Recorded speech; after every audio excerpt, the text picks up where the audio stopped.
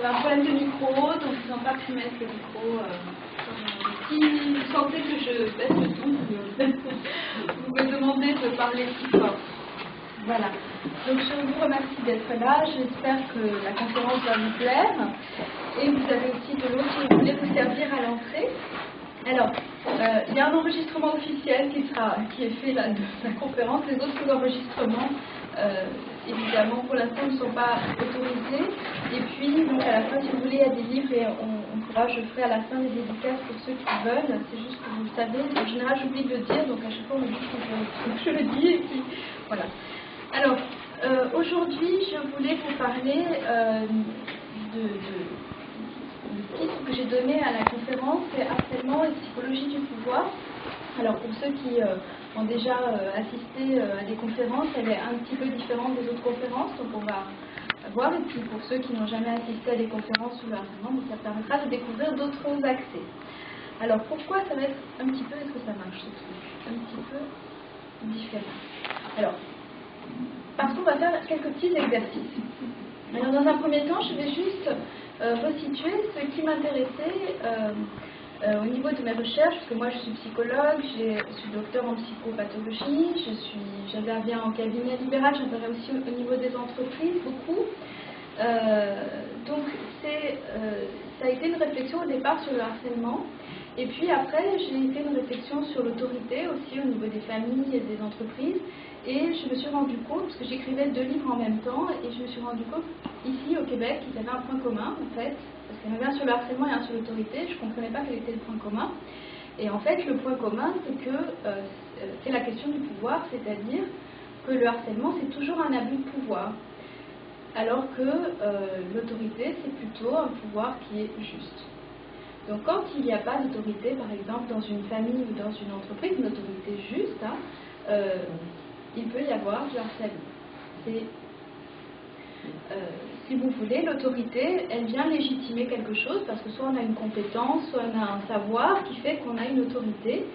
Mais si on n'a pas ça, on peut avoir la tentation d'un abus de pouvoir avec du harcèlement. C'est juste pour vous resituer le contexte. Donc ce soir, au niveau de la conférence, je voudrais vraiment essayer de travailler avec vous le pouvoir sur soi, le pouvoir sur l'autre, et comment ça circule, ou comment ça se rigidifie, et comment est-ce qu'il peut y avoir des abus de pouvoir. Alors je vous juste répète la définition, c'est juste pour qu'on se remette dans le contexte. Il y en a qui doivent avoir ras-le-bol de ma définition, mais je vous la redonne. Le harcèlement, la définition, c'est la destruction progressive d'un individu ou d'un groupe par un autre individu ou un groupe. C'est un peu lourd, mais au moins c'est clair, au moyen de pression réitérée destinée à obtenir de force de l'individu quelque chose contre son gré, et ce faisant à susciter et entretenir chez l'individu un état de terreur. Donc le harcèlement, ça n'est pas la violence, ce n'est pas la maltraitance, c'est encore autre chose, c'est-à-dire que c'est un processus d'abus de pouvoir répété sur la durée et qui vise à soumettre un individu en le terrifiant, en le terrorisant. Et souvent il y a des confusions entre le conflit, la violence, la maltraitance et le harcèlement. Or ça n'est pas du tout la même chose. Et c'est aussi le sens de mon discours de pouvoir décrire ça, parce que c'est important de dire que c'est pas la même chose, parce que ça n'est pas du tout la même façon, les mêmes conséquences sur les personnes, et ça n'est pas non plus la même façon de prendre en charge au niveau thérapeutique. Ça c'est important, donc à mon avis. Alors, en préambule, le harcèlement, il a un rapport avec le pouvoir déjà dans son étymologie, parce que le terme, il vient du moyen français harceler, c'est-à-dire en agriculture, couper tous les épis qui dépassent. D'accord? Donc ça veut dire qu'il faut surtout ne pas dépasser. Vous avez compris. C'est une image qui avait été prise par Denis de Syracuse, un tyran dans l'Antiquité, pour dire que lui, sa façon de faire de la politique, c'était de couper évidemment toutes les têtes qui dépassent. Et donc ça, c'est ce qu'on appelle le harcèlement. D'accord? Donc ça suppose qu'il y a des têtes qui dépassent, et ça suppose qu'il faut absolument que tout le monde soit uniforme, sinon le pouvoir est en danger, donc se sent en danger. Donc c'est un processus politique qui est connu depuis la nuit des temps. Le harcèlement, il peut être moral, c'est-à-dire qu'il peut juste viser la personne au niveau psychique, il peut être physique, hein, donc ça c'est les cas de torture politique réitérée, sexuelle, et il est plus ou moins visible. Alors, comment est-ce qu'on mesure la santé d'un pouvoir, ou comment est-ce qu'on regarde si potentiellement il est harceleur? On peut regarder le traitement réservé aux êtres les plus vulnérables. C'est un indicateur imparable, en général. Comment est-ce qu'on traite les personnes les plus vulnérables dans un État, dans une entreprise, dans une famille, hein, les enfants, etc. Donc personnes vulnérables, les enfants, les personnes handicapées, etc. Comment est-ce qu'ils sont traités dans une société donnée? Ça donne la mesure de la santé du pouvoir. C'est assez explicite. Alors, si on va un petit peu sur l'abus de pouvoir, la question au niveau psychologique qu'on va se poser, c'est pourquoi on a une tentation, à un moment donné, le harceleur peut avoir la tentation d'avoir un abus de pouvoir sur les autres. Donc c'est une série de questions que je me suis posées, que je vais vous poser ce soir et qu'on va se poser ensemble. Première question, que signifie ce désir de prendre le pouvoir sur autrui? Pourquoi est-ce qu'on a l'envie, l'attrait d'avoir ce pouvoir, de prendre, d'abuser sur autrui? Autre question sur les mécanismes de la psychologie du pouvoir. L'emprise, la domination, la soumission, qu'est-ce que c'est que ces histoires de pouvoir? Comment ça se rigidifie? Et comment est-ce que, à l'inverse, avoir suffisamment de pouvoir sur soi-même pour ne pas être contraint d'aller chercher le pouvoir sur l'autre?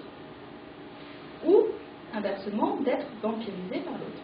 Donc c'est des questions que je me suis posées au fur et à mesure de la recherche sur le harcèlement. Alors, le pouvoir, comme je l'ai dit un petit peu en préambule, il peut être juste. Donc en général, quand il est juste, il est modéré, et on va plutôt s'orienter sur la définition de l'autorité. S'il est injuste et abusif, en général, il va utiliser le harcèlement. Vous avez beaucoup d'exemples dans le monde entier au niveau des chefs d'État abuseurs pour voir que c'est comme ça que ça va se décliner. Alors, le pouvoir, sa définition, c'est une force qui décide, qui ordonne, qui surveille, qui punit. On peut le faire de façon juste, de façon injuste. Alors, ce pouvoir, c'est une force. Donc le pouvoir, c'est une force, c'est une énergie, c'est un... Et en philosophie, on va dire qu'il régit l'espace.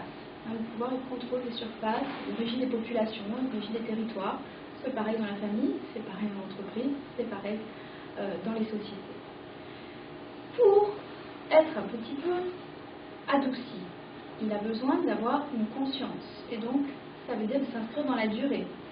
Par exemple, le petit enfant, quand il apprend petit à petit par l'éducation à considérer les autres, il considère aussi que s'il tyrannise tout le temps son entourage, il n'obtiendra pas ce qu'il veut par la suite. Donc, petit à petit, il développe la conscience qu'il va falloir faire des efforts pour obtenir ce qu'il veut par la suite. Et donc, il va atténuer son pouvoir. Parce qu'il a bien compris que s'il fait un caprice, il ne va rien obtenir.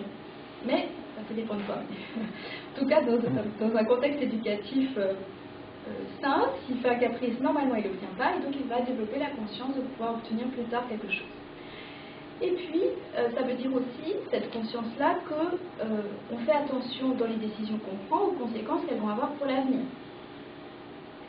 Et puis aussi, cette conscience du temps, elle va développer un savoir, une sagesse, donc là, une autorité, de se dire, le pouvoir, je l'utilise, mais je l'utilise pour construire des choses sur le long terme.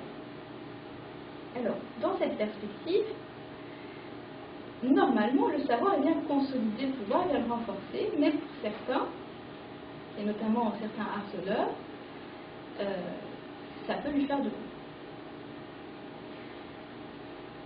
Donc, normalement, dans un contexte de pouvoir légitime, il y a une production de normes, de valeurs qui permettent ensuite d'assurer un contrôle, mais un contrôle qui est juste. Dans un pouvoir harceleur, on va éviter justement tout, ou alors on va utiliser, si on utilise le savoir, c'est pour opprimer évidemment les personnes harcelées. Donc en général, et on va venir après un peu plus sur des exemples, le harcèlement c'est l'outil d'un pouvoir illégitime qui veut s'imposer à tous les niveaux, c'est-à-dire encore une fois En général, le harceleur est moins compétent que le harcelé, donc il a besoin pour s'affirmer d'abuser du pouvoir. Et en général, le tyran, puisque le tyran c'est le harceleur par excellence, qu'il soit dans la famille, qu'il soit l'enfant quand il est dans des crises de tyrannie, quand c'est l'adulte qui tyrannise l'enfant, quand c'est dans l'entreprise le patron ou le manager ou même d'autres personnes dans l'entreprise qui tyrannisent d'autres, en général c'est qu'elles se sentent incompétentes et qu'elles sont moins compétentes que les autres. Donc comme elles n'ont pas d'autorité et de légitimité, elles vont utiliser le harcèlement pour régner. Vous connaissez l'expression diviser pour mieux régner, c'est l'expression clé, c'est le slogan du harcèlement. Alors le cas le plus subtil dans tout ça, c'est, et qu'on voit de plus en plus, en tout cas moi que je vois de plus en plus en France, parce qu'on a un contexte législatif qui permet que, c'est de faire accuser de harcèlement quelqu'un, et de le faire harceler par l'existence d'une rumeur qui vient salir sa réputation, sa dignité, son intégrité, alors que la personne n'est pas un harceleur. Ça, c'est le cas le plus subtil. C'est-à-dire que, par exemple, un dirigeant, c'est des cas que j'ai vus, hein, un dirigeant qui veut se débarrasser de quelqu'un fait accuser de harcèlement la personne en question. Il y a une rumeur qui circule dans toute l'entreprise et la personne